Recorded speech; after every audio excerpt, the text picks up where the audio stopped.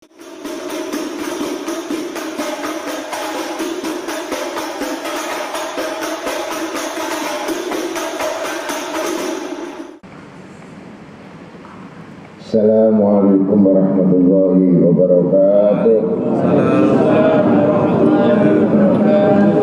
A'udzu samii'il 'aliim minasyaitonir rajiim. Bismillahirrahmanirrahim. Alhamdulillah summa alhamdulillahil mukrimil awliya bil qurbi wa ridha. Ahmadu subhanahu wa ta'ala ashkuruhu wa usalli wa usallimu ala nabiyyi wa mustafa wa atarabbi an alihil athari wa ashabil awliya'il akhyar. Ashhadu an la ilaha illallah wa syarika lah wa asyhadu anna Adam sabatullah wa fitratuhu wa Ibrahim khalilullah wa Musa kalimullah wa Isa ruhullah wa Muhammadan abduhu wa rasuluh habibullah. Allahumma salli wa sallim wa barik wa karrim wa adim ala sayyidina wa nabina wa habibina syafi'ina wa qudwatuna wa imamuna wa qurrati a'yunina wa maulana Muhammad.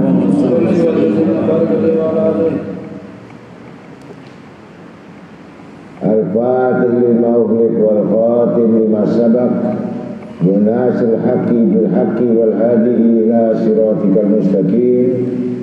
Sallallahu wa sallam alaihi wa ala alihi wa ashabi haqqa qadrihi wa miqdarihi al-azim. Amma ba'd. Wa qalu ta'ala fi kitabil karim wa kadhalik awhayna ilaika ruhan min amrina ma kunta tadri mal kitab walal iman walakin ja'alnahu nuran nahdi bihi man nasha' min ibadina wa innaka latahdi ila siratal mustaqim. Wa qala Nabi sallallahu alaihi wasallam man amila bima alima rasahu rasadullah ilman ma lam ya'lam wa faqahu bima ya'mal hatta yastawjibal jannah wa man lam ya'mal bima ya'lam bima ya'lam wafaq bima ya'mal hatta yustawjaban nar. Sadaqallahul azim wa rasulih. Alhamdulillah, kita malam ini masih diberikan kesempatan oleh Allah Ta'ala, kesempatan yang tidak diperoleh bagi orang-orang yang tidak mendapatkan hidayah. Hidayah itu merupakan satu rezeki yang besar, karunia yang besar, hadiah yang besar, yang maha mulia,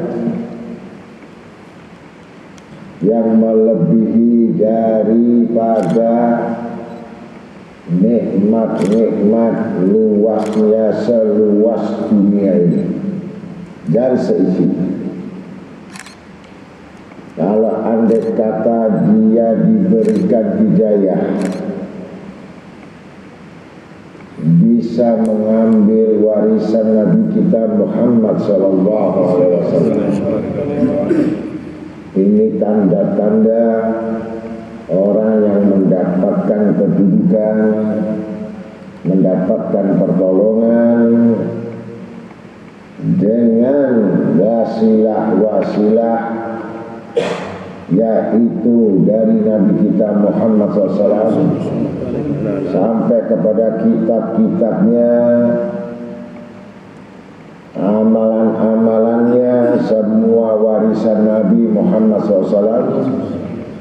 Bagian yang paling kecil kita bisa mengambil, memahami, mengetahui, melaksanakan atau mengamalkan sampai datang kematian. Itu sudah merupakan niat kita yang pertama. Sudah jelas satu langkah atau kita bermujahah, berhadap-hadapan yang mengajar dan belajar. Itu sudah jelas dipastikan dosa sebesar lautan, sebesar buih lautan, dosa yang penuh lengkung bumi, 7 lapis bumi dan seisinya, itu sudah dipastikan oleh Allah Ta'ala, ini manusia hambaku yang mendapatkan ampunan dosa-dosa, ampunan dosa-dosa. Kemudian tanpa disadari mereka terus menerus,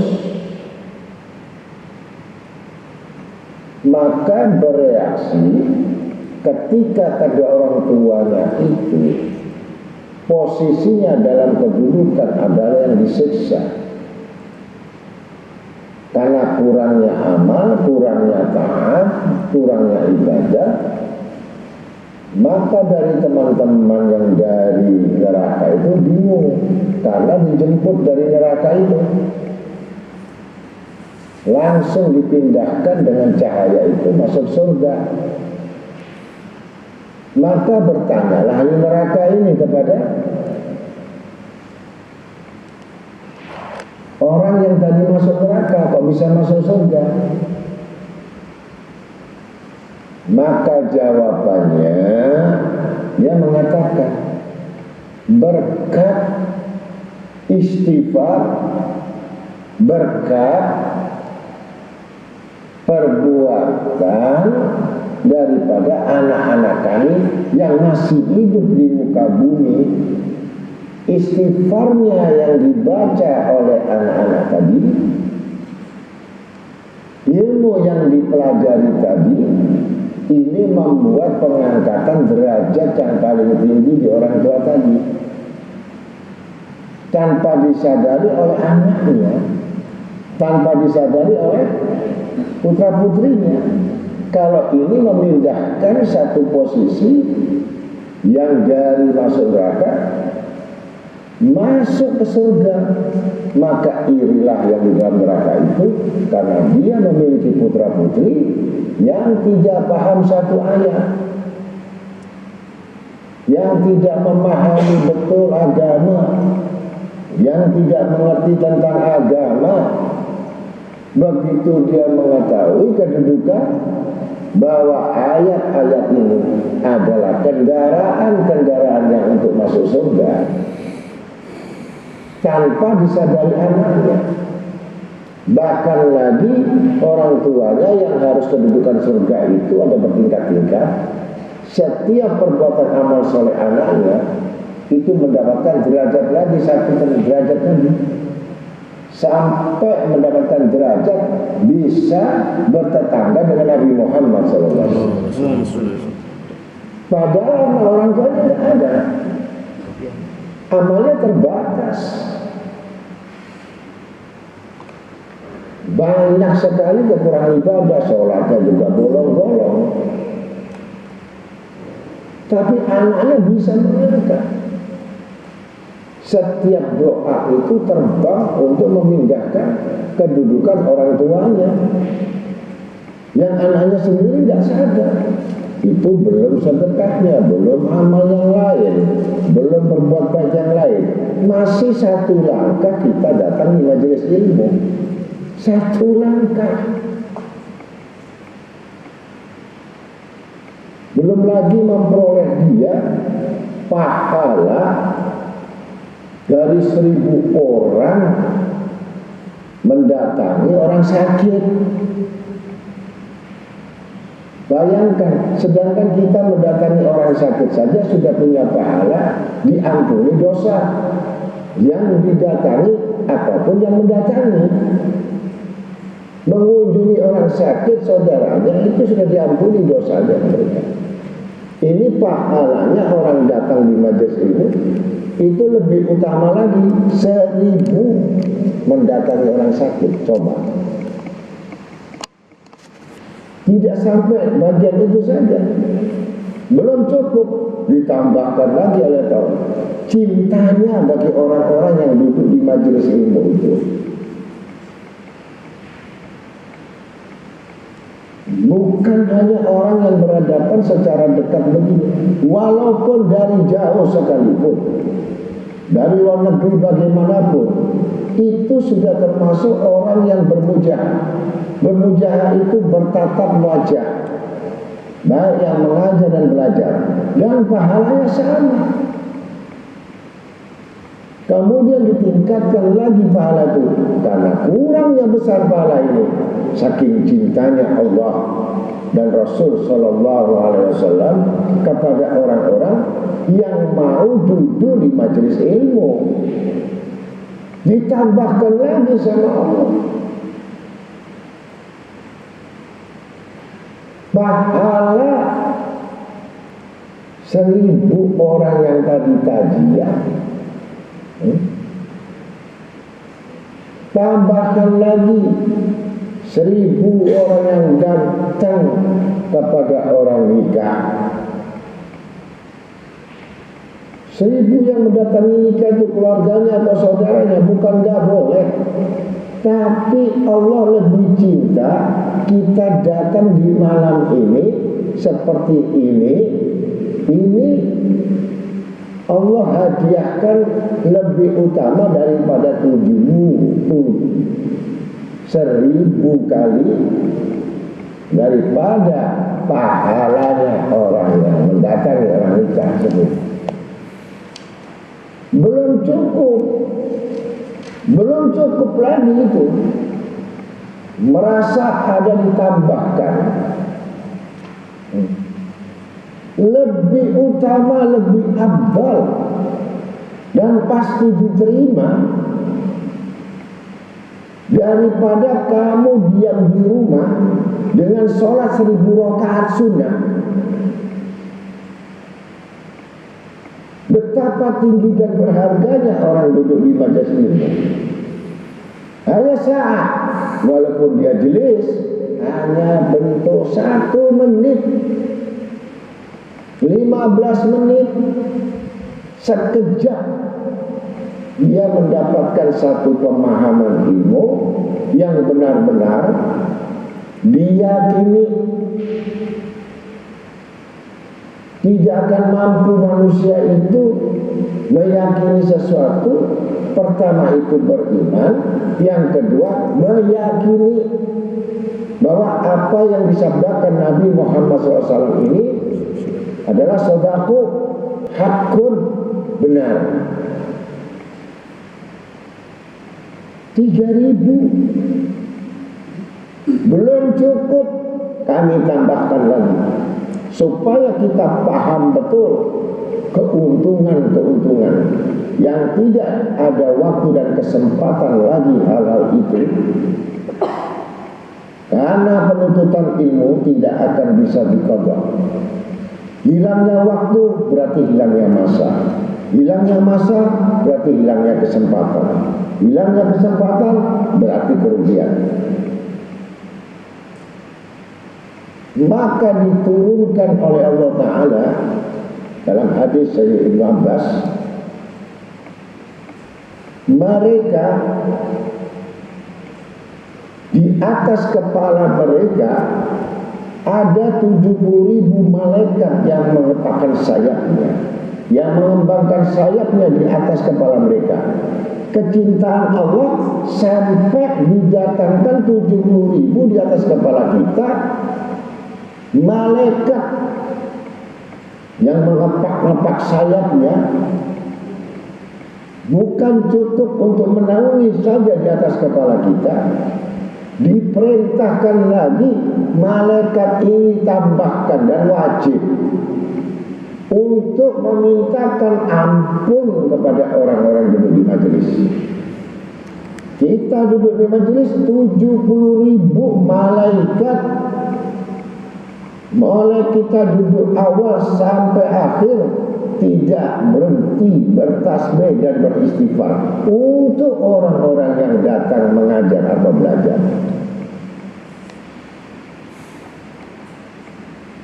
Belum cukup.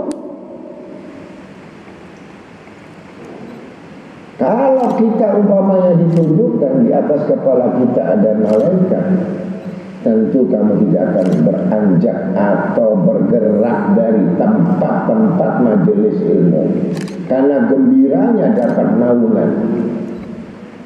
Betapa gembiranya dimintakan ampun yang pasti akan diterima oleh Allah Ta'ala, karena malaikatnya adalah bentuk pengabdiannya.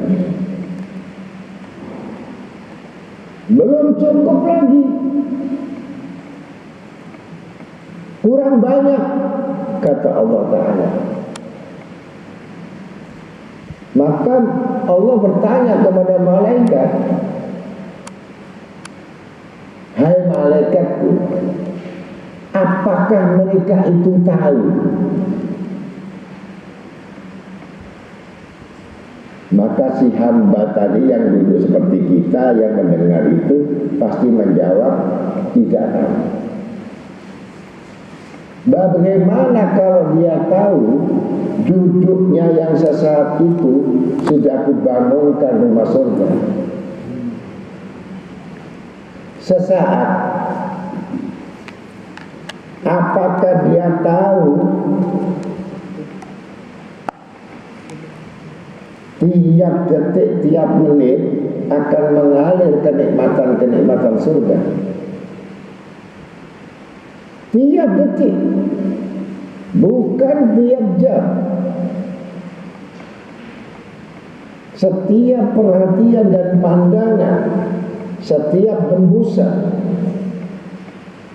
Apakah dia tahu kalau dia mendapatkan surga itu ada tambahan ziyadatun ni'mah? Ya Rabb, kata malaikat, saya tidak tahu. Kata malaikat, mereka tidak tahu. Bagaimana andai kata dia tahu? Niscaya mereka tidak akan bangkit, tidak akan beranjak dari tempat-tempat majelis ilmu, karena besarnya karunia Allah yang begitu murah, lebih murah dari segala yang murah, dan lebih murah daripada orang tua, ibu kandungmu yang murah dan yang manjakan kamu.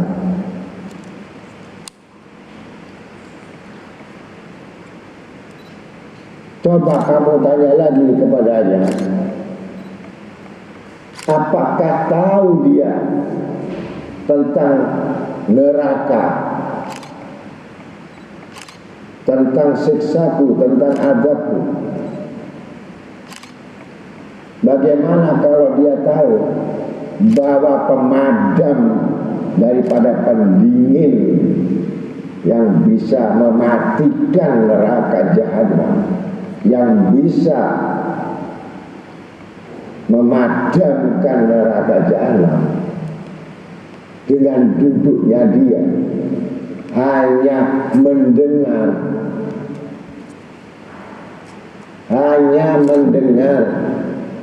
masih belum memahami, belum mengerti, belum melaksanakan. Andai kata dia tahu bahwa duduknya memadamkan api neraka, atau besarnya neraka yang menakutkan, yang menghancurkan tulang-tulang di dalam tubuhnya, niscaya mereka makin mengharap pengampunanmu ya Rabb. Ini keutamaan. Bahkan tidak bangkit, masih ditambahkan lagi ketika dia beranjak untuk meninggalkan tempat, sama sekali bersih dari dosa, bersih dari segala-gala yang mengotorinya. Kalau kita niatkan seperti itu, kalau kita niatkan seperti hal-hal, yaitu dengan proses iman, kemudian kita kuatkan dengan yakin, kita tidak lagi meragukan. Kalau ada kalimat yang meragukan dari hadis Rasul SAW, meragukan lagi tentang kitab-kitab Al-Quran, berarti sudah jelas hati kita ini adalah hati yang keras, hati yang mati, waswatul qalbi, tulul amal, panjang angan-angan, cinta dunia yang begitu kuatnya sehingga kita tidak akan paham dan ragu-ragu dengan apa yang diturunkan Allah dan Rasulnya. Lepaskan itu belenggu-belenggu yang di hatimu yang demikian, kembalikan permasalahan dan persoalannya kepada yang punya kehidupan kita.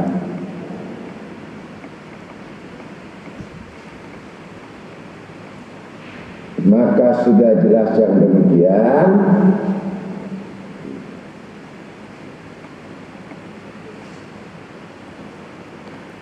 dalam surat Asy-Syura ayat 52 Allah Ta'ala berfirman, dan demikianlah kami wahyukan kepada Muhammad wahyu dengan perintah Allah. Sebelumnya kamu Muhammad tidaklah kamu mengetahui apa itu Al-Quran.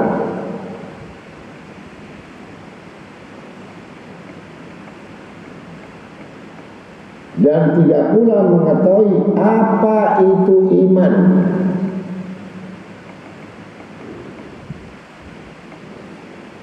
Tetapi aku jadikan Al-Quran itu dari nur atau cahaya yang aku beri petunjuk. Al-Quran nur, Nabi Muhammad nur, semua dari nurnya Allah, cahaya Allah.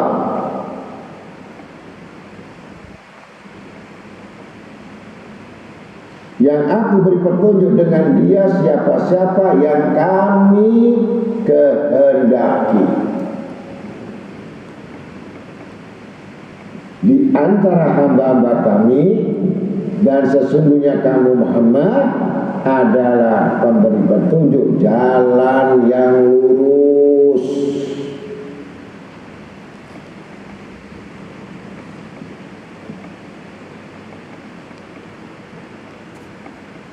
Jadi kita bersyukur kita mendapatkan petunjuk malam ini, bisa kita mendengar, belum mengamalkan, belum membuktikan, hanya kita masih dalam tahapan mencoba untuk meyakini. Dan jangan lupa, sekali lagi jangan lupa, begitu murah dan mudahnya semua yang diperoleh oleh umat Nabi Muhammad SAW ini, justru kemurahan Allah yang begitu besar yang tidak diberikan pada umat-umat Nabi yang lain. Nabi yang dulu nggak dapat seperti kita. Sampai Nabi Musa kepingin jadi umatnya Nabi Muhammad SAW. Mulianya umat Nabi Muhammad karena fadilahnya, karena keutamaannya melebihi dari semua amal kebaikan, balasannya, hukumannya setimpal. Di situ marahnya Syaitan bin Iblis bin Jahannam terang melihat umat Nabi Muhammad. Dia akan bersikeras, akhirnya mohon lagi kepada Allah Ta'ala. Yang dulu sudah mohon zaman Nabi Musa, Nabi Ibrahim, tapi tidak. Permohonan yang terakhir itu dasar ketika umat Nabi Muhammad SAW mendapatkan upah pahala dari 10 sampai 700 kali balasannya, sedangkan kejahatan keburukannya cuma 1 kali. Maka mendatangi lagi kepada Allah Ta'ala, bersumpah lagi, mintanya sambil bersumpah, demi Allah aku iblis yang nyawaku digenggam, aku mohon kepadamu bahwa aku adalah yang ditetapkan selama-lamanya neraka jahanam. Untuk itulah aku mohon sekali lagi kepada engkau yang asalnya dari surga, aku dikeluarkan di dunia dan ditempatkan di neraka. Tapi permohonanku ini adalah permohonan yang sungguh-sungguh, yang nantinya sama-sama di neraka jahanam. Maka apa permintaan iblis? Ya iblis, minta apa lagi kau? Tangguhkan aku, jangan kau matikan aku sebelum aku menjerumuskan anak cucu Adam, sebelum mereka masuk neraka bersama-sama aku. Saking besarnya untuk dapat surga ini, mendapatkan pahala yang 1000 tadi, iblis berusaha agar menjatuhkan kedudukan martabat manusia ini sebagai pengikut, agar meragukan semua apa yang dijanjikan Allah, agar meragukan semua ayat-ayat Allah, agar meragukan semua ucapan Rasul Sallallahu Alaihi Wasallam. Disinilah bisikan hembusan-hembusan, khotir-khotir iblis, bisikan iblis ini yang bersama khotir-khotir hawa nafsu, kemudian bisikan-bisikan kuatnya keinsanan, khotir, itu bisikan sehingga kita berat untuk melangkah menuju ibadah, kita berat untuk menuju mendatangi gudang-gudang perbendaharaan Allah, kita berat untuk di majelis ilmu, kita berat dengan banyak alasan-alasannya. Alasan itulah yang adalah iblis.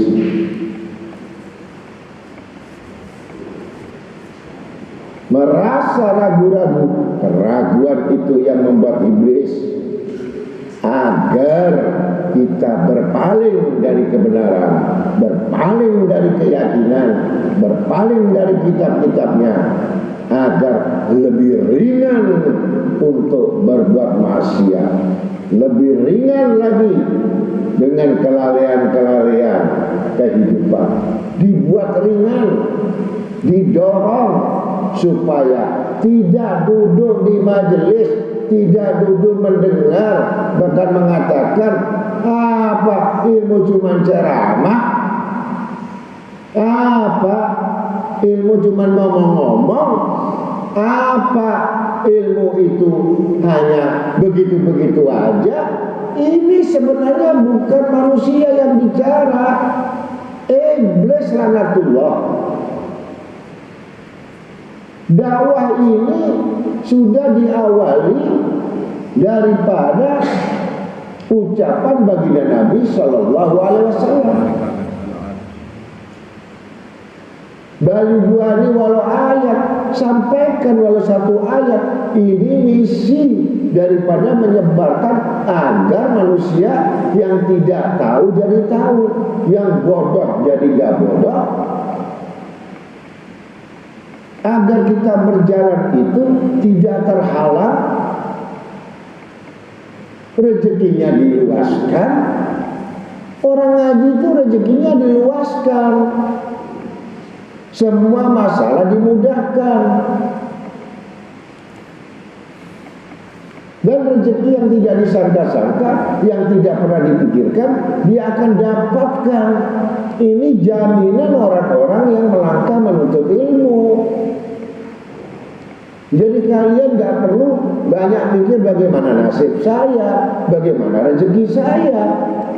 Kalau sudah perintah Allah kita jalankan, perintah Rasul kita jalankan, ya sudah mengalir saja. Gak seperti hanya orang-orang yang tiap pagi, tiap malam, tiap siang kejar dunia, kejar semua usaha, kejar semua rezeki, gak dapat. Gak dapat. Andai kata dapat, gak berkah. Gak berkah. Dapat 1 juta, butuhnya 10 juta. Dapat 100 juta, utang 1 miliar. Terus kejarlah ilmu, kejarlah akhirat, dunia ikut, asal benar-benar kita tunduk dan taat kepada Allah Ta'ala. Udah dikasih jaminan, rezeki dapat dari siapa-siapa, dosanya diampuni, orang tuanya diampuni, kehidupan dunia cukup, akhirat selamat, surga dapat. Iblis yang nggak mau. Jangan kita ini bisa masuk surga. Kalau perlu boleh masuk kubur langsung siksa, begitu. Biar sama-sama nanti satu komunitas dengan iblis.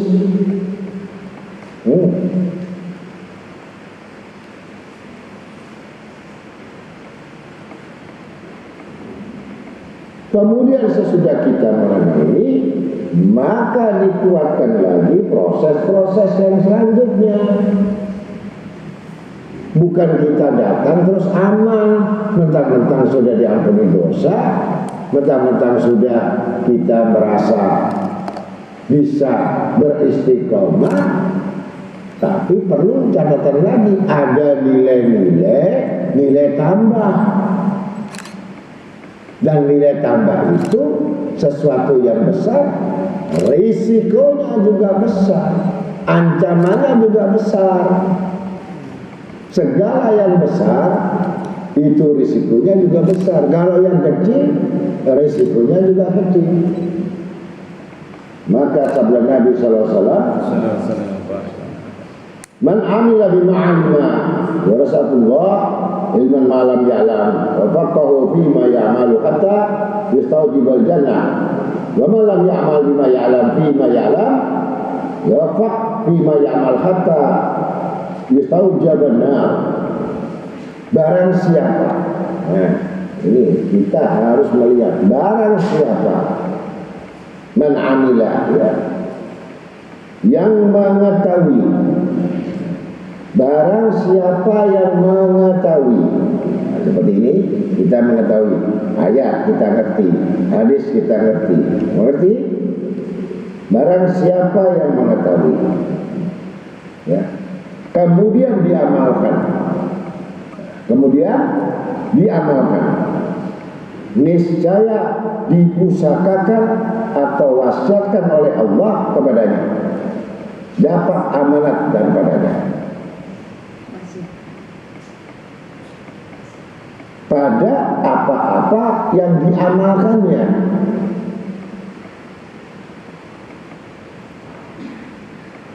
sehingga ia memperoleh betul-betul surga. Nah, kalau tidak diamalkan, berarti yang tadi dijadikan surga dapat kira-kira. Dan barang siapa yang tiada mengamalkan apa-apa yang diketahuinya, dan apa-apa yang dijanjikannya, niscaya dia akan binasa mengenai apa-apa yang diketahuinya. Berarti itu melecehkan ayat Allah, melecehkan hadis Rasulullah, menghina atau menolak atau membantah Al-Quran, merendahkan Al-Quran, merendahkan hadis Nabi Sallallahu Alaihi Wasallam. Ini dibinasakan mengenai yang sudah diketahuinya, dan tiada memperoleh taufik pertolongan pada apa-apa yang diamalkannya, sehingga tidak segan-segan ia harus memperoleh masuk dalam neraka. Ini sanksinya. Jadi bukan sekedar bahwa kitab itu dibuat main-main. Sekali lagi, Al-Quran dijadikan bukan main-main. Dunia, surga, semua makhluknya dijadikan bukan main-main.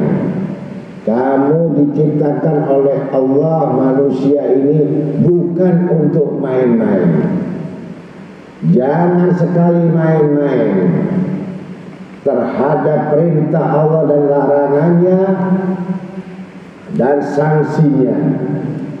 Ketika kamu sudah mengetahui betul-betul kamu harus bisa mengamalkan sampai datang keyakinan betul-betul kepada Allah, yang apa difardukan kepada kita, yang diwajibkan kepada kita, dan apa yang disunahkan kepada kita. Ingat ancaman, luput kelalaian itu maka ditunggu dengan neraka. Ini begitu kita dapat bagian yang besar-besar, kemuran yang besar, tapi di balik itu ada satu rahasia, diamalkan atau tidak, diyakini atau tidak, dibuktikan atau tidak.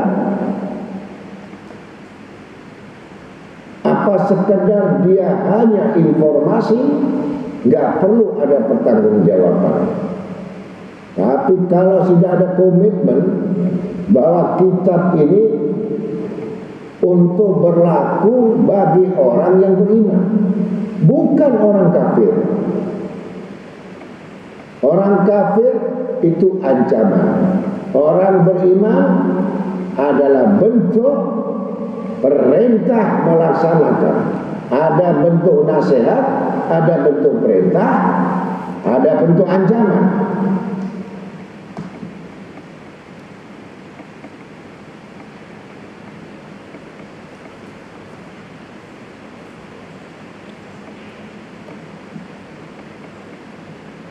Maka perhatikan, dikuatkan dalam surat Al-Hijr ayat 75. Inna fi dzalikal laayatin lil mutawassimin. Kita ambil kitab Manhaj Dakwah halaman 170.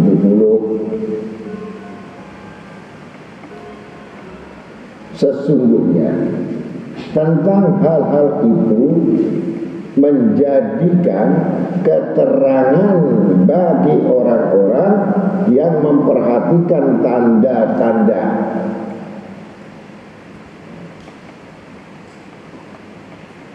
Tanda-tanda adalah bentuk perumpamaan, ibarat, contoh melihat bintang siapa yang menciptakan, matahari siapa yang menciptakan,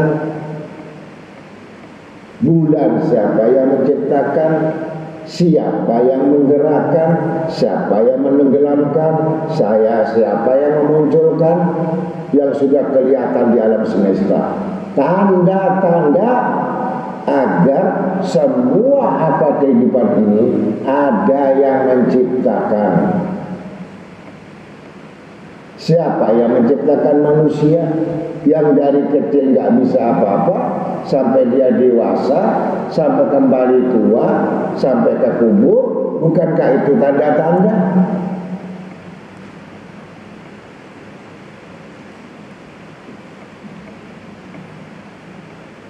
Ini semakin kita menguatkan keyakinan-keyakinan kita, makin banyak sujud, makin banyak mengharap, makin banyak berzikir, makin banyak mendekat. Waktu berjalan cepat, umur singkat, kematian itu kehidupan awal yang tidak pernah putus.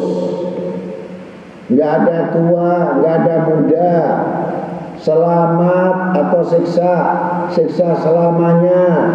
Tidak ada hitungan 1 juta tahun atau 5 juta tahun, itu kekal.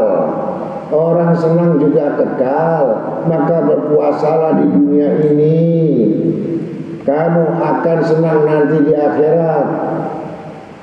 Jangan kamu senang-senang di dunia ini, kamu akan tersiksa nanti di akhirat selama-lamanya. Cukup ambil nikmat sekedarnya, cukup ambil semua kesenangan ini dengan batasan-batasan yang kita sudah merasakan. Jangan melampaui batas, jangan melalaikan perintah Allah. Ambil tanda-tanda keterangan itu. Qalu ta'ala, alastu birabbikum? Qalu bala, syahidna. Allah bukan Tuhanmu? Dan ia menjawab, yang kami telah menjadi saksi. Maka menghidupkan kerohanian harus menghilangkan, melawan sifat-sifat kecintaan kepada dunia. Bukan gak boleh kita milik dunia, bukan berarti kita gak boleh jadi orang kaya, bukan berarti kita gak boleh memiliki harta. Yang tidak boleh terlalu berlebihan cintanya. Cinta ini terlalu berlebihan.